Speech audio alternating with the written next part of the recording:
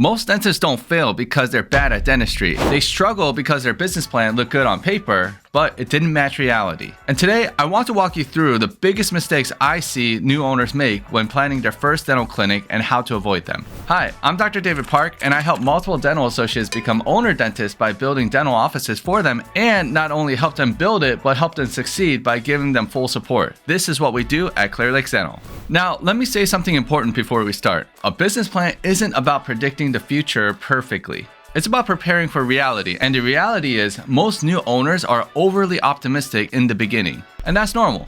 But if you don't plan correctly, that optimism turns into stress very quickly. So let's go through the biggest pitfalls. Pitfall number 1, unrealistic revenue and production goals. The first mistake I see all the time is unrealistic expectations around production. New owners often assume that they're going to open the doors and immediately have a full schedule. That almost never happens, except for at Clear Lakes Dental. But anyway, let's move on. Patient volume takes time, your reputation takes time, referral networks take time. Sometimes production goals are on the best case scenario instead of actual market data. And when reality doesn't match those expectations, owners start feeling pressure very early. And that pressure usually leads to bad decisions. What works better is planning conservatively. Start with realistic projections, assume slower growth early on, and build a plan that can scale as your patient base grows. If your numbers work with a conservative assumption, then you're in a much safer position. Pitfall number 2, ignoring staffing and training costs. The next big mistake is underestimating staffing costs. Hiring is expensive, training is expensive, and payroll is usually higher than a new owner expects once you include taxes, benefits, uniforms, continuing education, and all the small things people forget. Training time also reduces production early on, and that's normal, but many owners don't plan for it. They think that everyone will come in efficiently right away.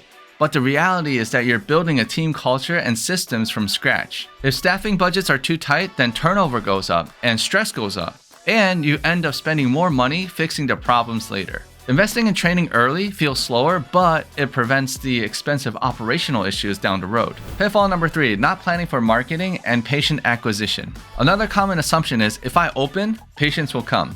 And that's not how it works anymore. Marketing needs to be intentional and consistent. A lot of new practices either don't allocate enough for budget or they run one big campaign and expect instant results. Patient acquisition is usually slower and steadier. You need digital marketing, local outreach, and community presence, all working together. And you need to track ROI. Otherwise, you're just spending money without knowing what's actually working. Consistency matters more than intensity. Small, consistent marketing efforts over time build momentum much better than the big push. Pitfall number 4, overlooking regulatory and compliance needs. This one surprises a lot of new owners. Compliance isn't just paperwork you do once. Licensing, permits, and inspections. These things can really delay opening if they're not planned early on. Insurance credentialing especially takes longer than most dentists expect. And once you're open, OSHA, HIPAA, and state dental board requirements aren't optional. They're ongoing systems that you need built early in operations. And this is important. If compliance is treated like an afterthought, it becomes stressful very quickly. And missing small details can lead to penalties or disruptions that can have easily been avoided with proper planning. Pitfall number 5,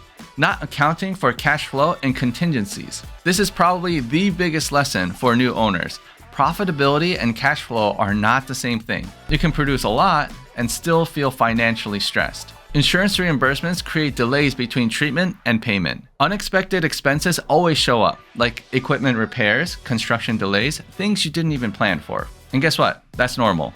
The owners who stay calm are the ones who plan reserves ahead of time. Having a healthy cash reserve allows you to make decisions from confidence instead of panic. Conservative cash flow planning protects you during the slower months and gives you flexibility to grow properly. One of the biggest advantages that we've seen at CLD comes from experience across multiple locations. When you've built many clinics, you start seeing patterns. You know what realistic projections look like, and you know what staffing models actually work. You also know where new owners underestimate challenges. That experience helps remove a lot of trial and error mistakes. Our systems include training workflows, operational benchmarks, and proven processes so our owners don't have to figure everything out from scratch. The goal is simple. Allow dentists to focus on patient care while building a sustainable dental business. Early in my career, I learned pretty quickly that assumptions don't really match reality. When I opened my first practice, I thought I had everything perfectly planned. And then reality showed up. Patient flow was different than expected.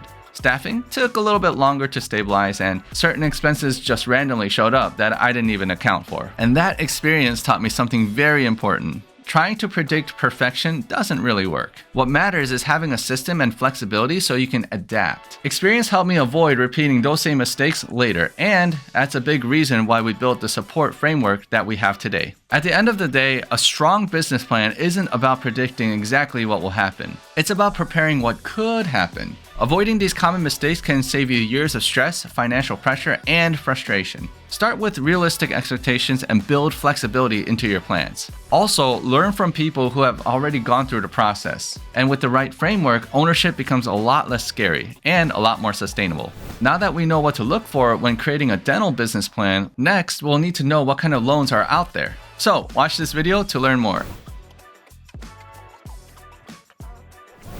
3拍 June 拍